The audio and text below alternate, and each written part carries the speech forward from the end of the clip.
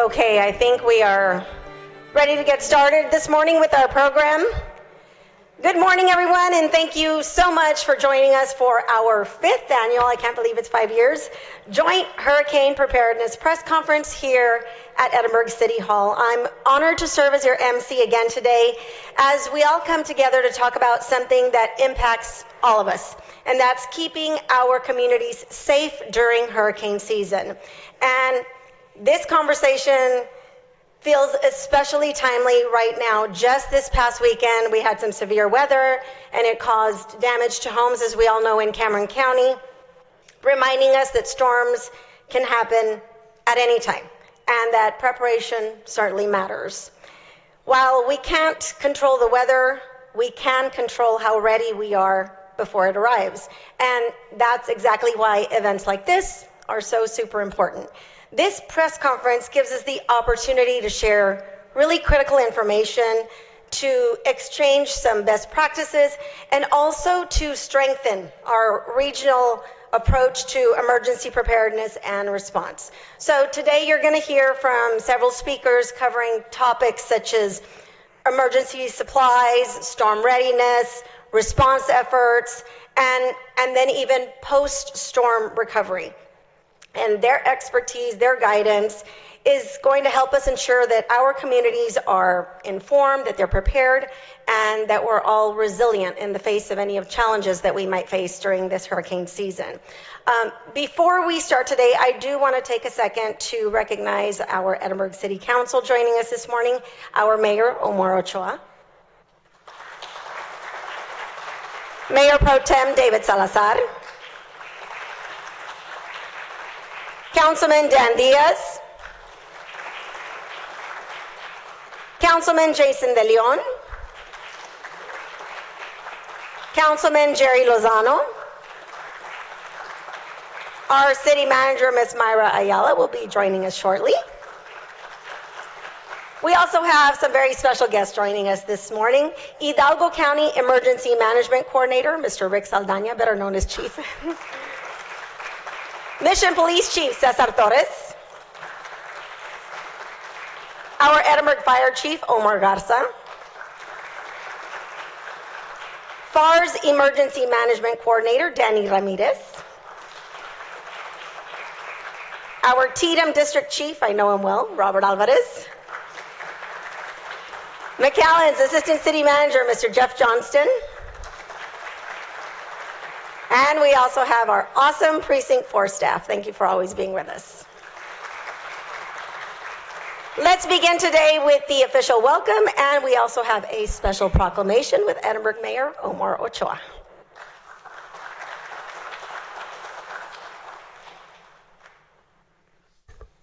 All right. Good morning, everybody. Welcome here to the City of Edinburg. We're very happy, honored to be able to host this wonderful event. This is a great platform for a couple of reasons. One, I think it's important to show the Rio Grande Valley that we are united in serving the people, in responding to emergency situations, and to making sure that we are prepared and ready for the worst, although we always hope for the best. So I want to just take a quick moment to thank all the regional partners who are here today, from the different municipalities, from the county offices. It means a lot to show this unity to the public so that they know and understand that we put them first. Because at the end of the day, we're all here to serve them. And us being ready and being prepared is the best way to be able to do that. We can't wait until a disaster occurs for us to start planning how we're going to respond. We need to be ready now. And I think what Roxanne said was right.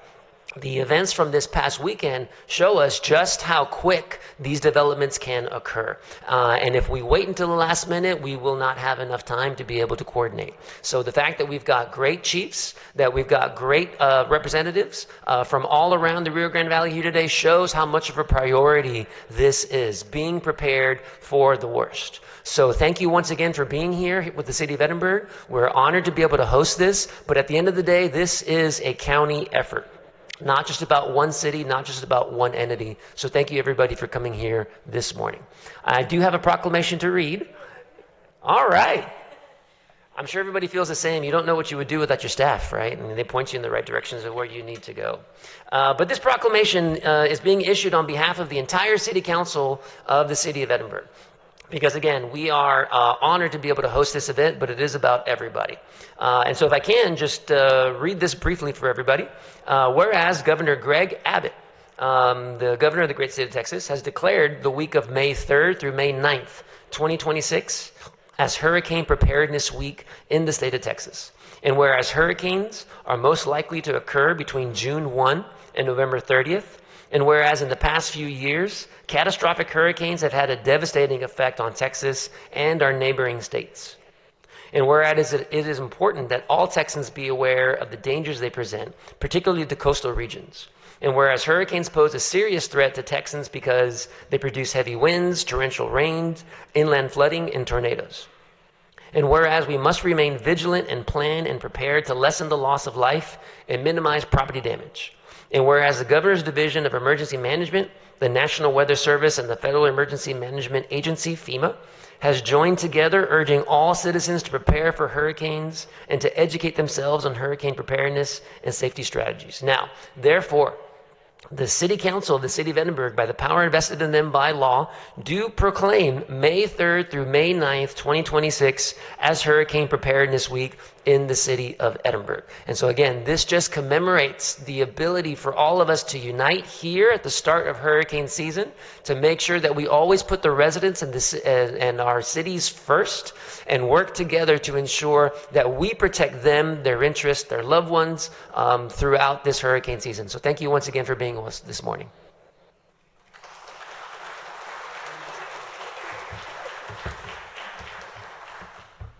We'll hand that to our fire chief a little later. Thanks, Mayor. Now please welcome Hidalgo County Emergency Management Coordinator Rick Saldana, who's going to give us a brief overview of the 2026 hurricane season. Good morning. Morning. As the hurricane season begins here, beginning the first of the month, we need to understand one thing. We're in El Niño. Last year we were in La Niña. So if you know, last year we had no impact of any hurricane in the United States, especially along the Gulf Coast. So this year's predictions, we're looking anywhere from 13 to 14 named storms. 3 of those to be major and 1 to be extreme. That's how come it's important that we need to watch our weather, monitor our temperatures in the Gulf of Mexico or the Gulf of America, whichever you want to call it. But it's important to do that. 1 is always monitor those warnings that are in place. 2, if we get impacted, whether it be through a tropical storm or a hurricane, always be vigilant with what the information that is being put out by your local agency or county government or the state regarding any significant impacts to your area. Monitor your areas for electrical powers down. As you all noticed, what we usually go through here, as they mentioned, the storm this weekend that impacted Cameron County. Last year in March, what happened? We had the storms come through us. We had a significant rainfall on the eastern part of the county and significantly impacted Cameron County. These are the storms that play us by surprise. With hurricanes, we have ample time to prepare. They give us a chance to prepare, get our communities ready, prepare with sandbags, prepare with everything that needs to be done. But we ourselves need to do our part as citizens. Okay? All it takes is 1. When was the last significant impact that we had with a hurricane here in the Rio Grande Valley? It was basically during the COVID when we had that storm come in. We got the outer winds, impacted the northern part of the county. Then what happened after that? We had the winter storm Uric. But that was the last impacted hurricane that impacted the Rio Grande Valley. Not significantly, but it impacted us.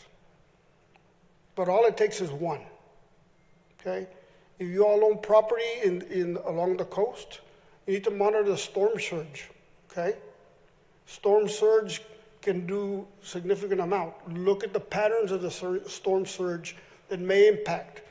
So the last study that they've done, storm surge could come all the way up into Harlingen, depending on the magnitude of the storm. So it's very important that we monitor all this, especially if we get a storm that comes into the Gulf, into Mexico, and then impacts us. Depending on what side of the storm we're in, we get the significant rainfall and wind, or if we're on the opposite side, we're going to get the minor part of it. So pay attention to those patterns. Those patterns are significant in the way it impacts the Rio Grande Valley and your community. And what do we have more now? We have more blacktop and concrete. The potential for significant flooding is there. The more we grow, the less drainage there is, or groundwater, or ground-to-be water absorption. And if we have rains beforehand and our grounds are saturated, what's going to happen? Water's not going to go anywhere other than find the easiest way out. Okay? So it's also important that we as citizens do our part to maintain our drainage systems and our culverts in our neighborhoods to avoid those things. Also, in your broadcast, make sure you let the citizens to not drive in streets where they're flooded, which those impacts will create waves and impact those homes.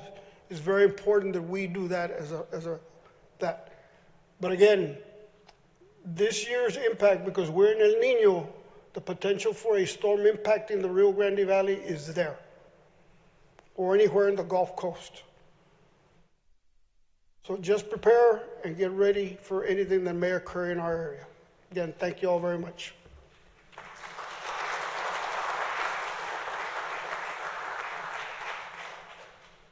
Thank you so much, Chief. As he said, safety is key during severe weather. So to bring us up to speed on that, please welcome our Fire Chief, Omar Garza.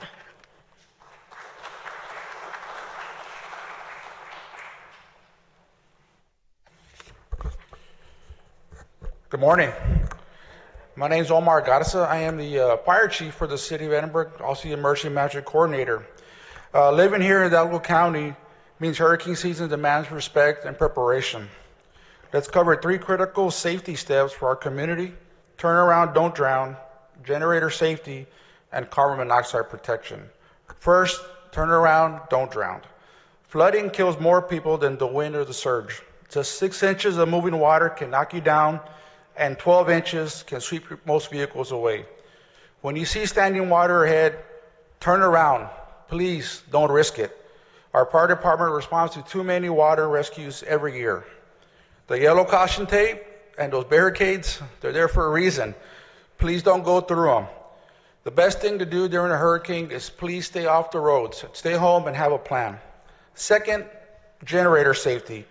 Power outages hit Edinburg homes hard when storms pass. Run portable generators outside and at least 20 feet away from your home, doors, windows, and vents. Please, never in garages, carports, or porches, even when doors are open.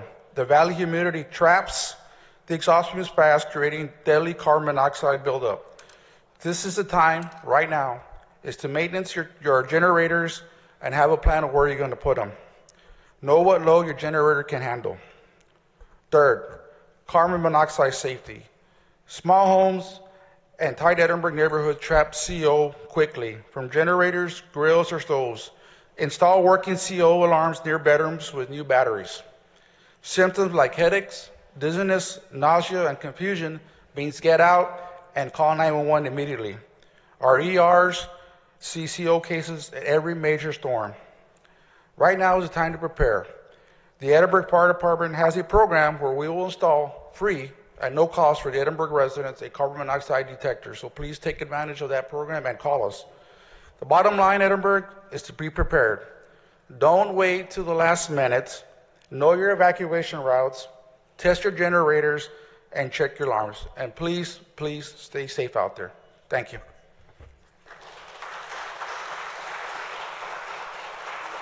Thank you, Chief. Great information. Now moving to the importance of an emergency supply kit and how residents can prepare, please welcome McAllen Assistant City Manager, Mr. Jeff Johnston.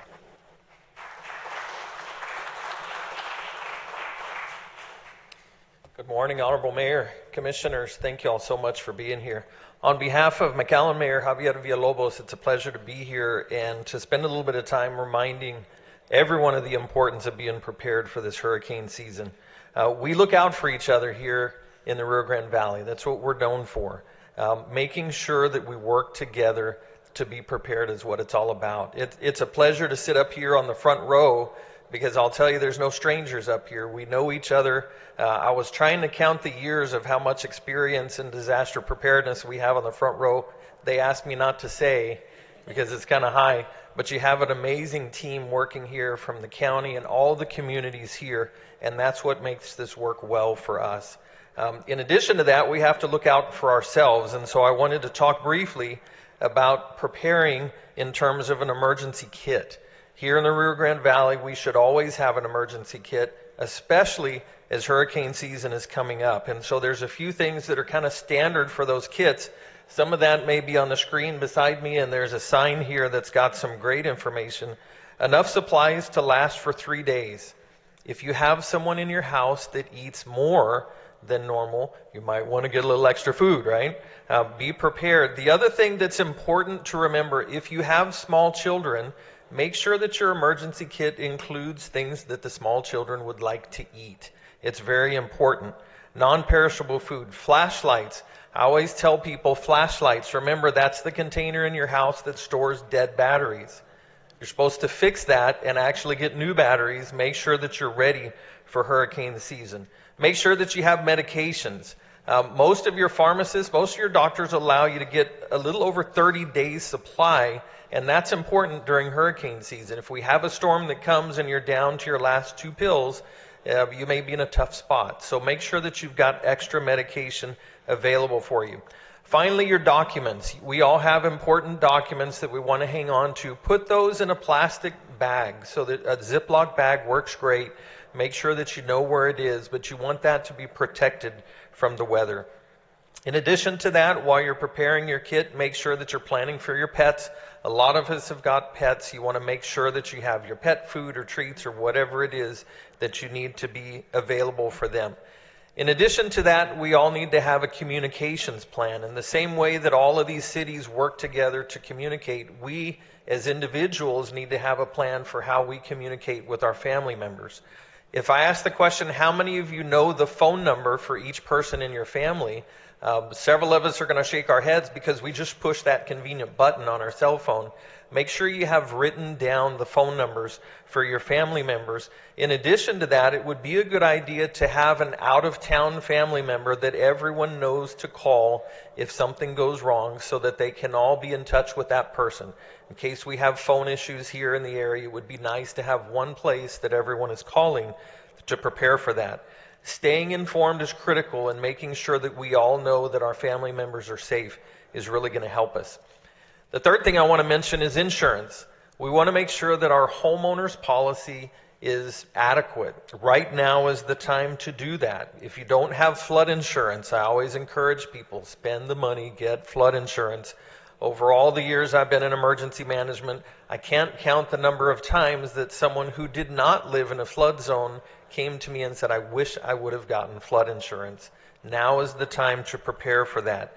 Make sure that you document your belongings. Always a good idea, even if it's not hurricane season, to just walk around your house, record the belongings in each room on your cell phone to make sure that you have a record of that in case something happens. Then the last thing I'm going to mention today is prepare your home itself. Make sure that if you've got a few things outside that you secure those, especially if we have weather coming. There were some severe thunderstorm warnings, as was mentioned, that came up here just this weekend. It's a good time to make sure that if you've got some old branches and that big tree in the front yard, that you take care of those now so that they don't come to you if we have a large storm. If you've got those famous flying trampolines in your neighborhood, make sure you tie yours down so it doesn't wind up in your neighbor's backyard. But make sure that you do a few things to take care of what you need to around the house, again, so that you don't have to worry about that during an emergency. The last thing I'll mention is make sure that you know how to get in touch with your community. In McAllen, people dial 311.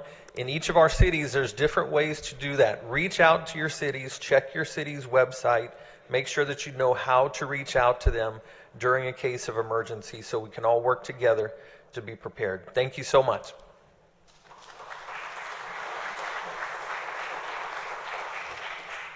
Thanks, Jeff. I learned some things and great tips for our residents. So during severe weather, obviously, law enforcement support is also essential. For more on that, please welcome Mission Police Chief Cesar Torres. Good morning, everyone. Chief Torres with the Mission Police Department, and on behalf of our Mayor and Council, Mayor Ochoa and Roxanne, thank you very much for asking the City of Mission to be here and say a few words. Hurricane season goes to the heart of public safety, and law enforcement role is emergency support functions, which is public safety.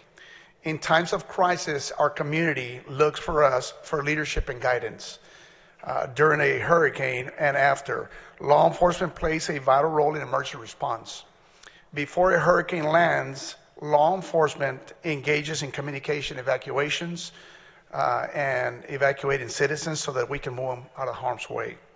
We're also involved in traffic control and many other things, but our work doesn't end there. When the storm arrives during and immediately after landfall, our officers coordinate closely with everyone to carry out search and rescue missions. Whether it's navigating flooded areas, entering damaged buildings, or assisting with medical evacuations, law enforcement officers are right there on the front lines working to protect lives in addition to our other first responders. We ask our public to help us so that we can help them. Evacuate early. Don't wait until the last minute. Early compliance saves lives and helps us allocate resources more efficiently. Stay informed through official city channels and avoid spreading unverified information. Check in on neighbors, especially those who may need assistance. Let us know if someone needs help in evacuating. Let's keep our roads clear for emergency vehicles and avoid unnecessary travel during the crisis. Most importantly, be patient and stay calm. In an emergency, things change very quickly. Trust that your first responders and everyone else are doing everything possible to keep you safe. Together we can make a difference on how we can protect our citizens. There is no doubt in my mind that the Rio Grande Valley is prepared for any threat to public safety. Thank you all.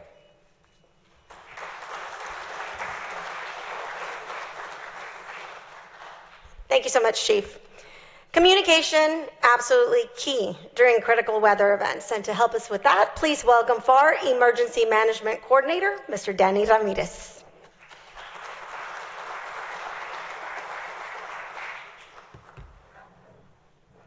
Good morning. Thank you for the invite on behalf of the City of FAR, Mayor and Commission. Thank you, Mayor Ochoa, for the invite. It's a pleasure to be here, to be part of this. And like everybody's mentioned before, us communicating before is key, right? And where do we start? How do we get the message out? We start here by letting the public know to be prepared. Because as the events happen this weekend, and we spoke about it, you never know when something's going to happen. The fastest hurricane to form and hit the state of Texas only took 18 hours to form. In 2007, Hurricane Humberto, in the morning, at 3 in the morning, it was a tropical depression. At 11 o'clock at night, it was a Category 1 hurricane hitting the coast by Houston. So it's important that we prepare. So how do we get this message out?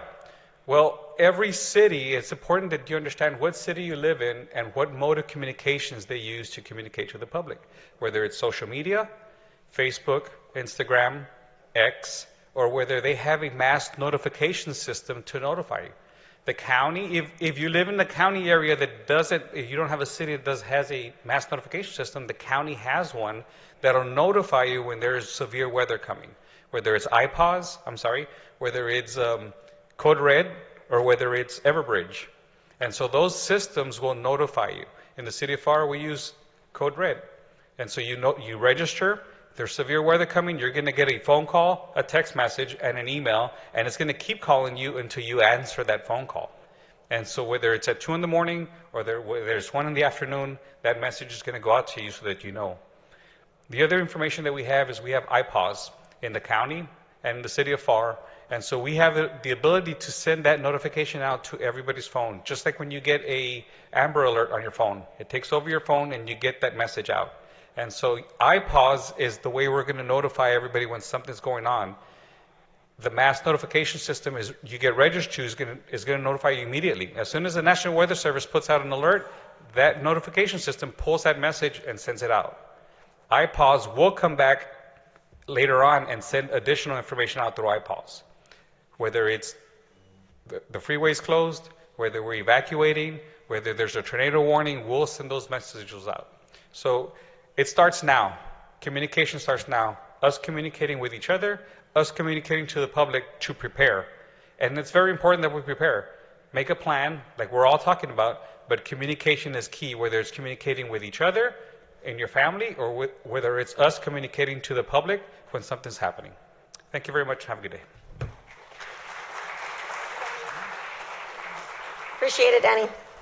Now, during a hurricane, we are all, and we've heard about this, looking to each other for assistance, looking to each other for mutual aid, and the state is a great resource. Next up to the podium to speak about that, Tatum District Chief Robert Alvarez.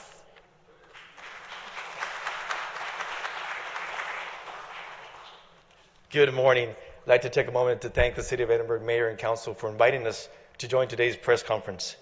The Texas Division of Emergency Management serves as the state's primary coordinating agency for disaster preparedness, response, mitigation, and recovery. First, in the area of preparedness, TDEM works year-round to ensure Texas is ready. We provide training, guidance, and planning support to local emergency management programs. TDEM also coordinates statewide exercise drills, ensuring that agencies at all levels understand their roles and responsibilities when a disaster happens. Because ultimately, all disasters begin and end at the local level. TDEM's goal is to make sure our local jurisdictions are fully prepared to respond. When severe weather strikes, TDEM shifts into an active coordination and support role. We operate the State Operations Center, which serves as a hub for emergency response across Texas.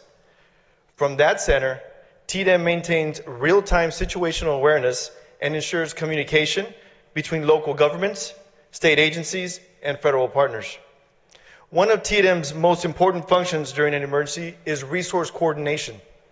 In coordination with the 36 state agencies and 3 volunteer groups that make up the Texas Emergency Management Council, TDEM stands ready to support local jurisdictions. Through systems like the State of Texas Assistance Request, or STAR, local jurisdictions can quickly request additional support. TDEM works to fulfill those requests by deploying state resources such as search and rescue teams, law enforcement, medical support, and even the Texas Military Department when needed. This ensures that no community is left to manage a disaster alone. It's also important to emphasize that TDEM does not replace local leadership. Mayors, county judges, and local officials remain in charge during emergencies. TDEM's role is to support them by providing expertise, coordination, and access to resources that may not be available locally. After the storms pass, TDEM continues to play a vital role during recovery. We assist communities with damage assessments and help coordinate to state and federal disaster assistance programs.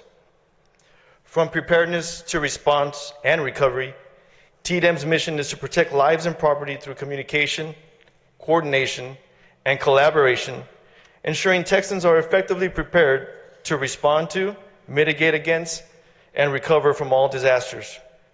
When severe weather impacts Texas, TDEM ensures that no community stands alone. Thank you.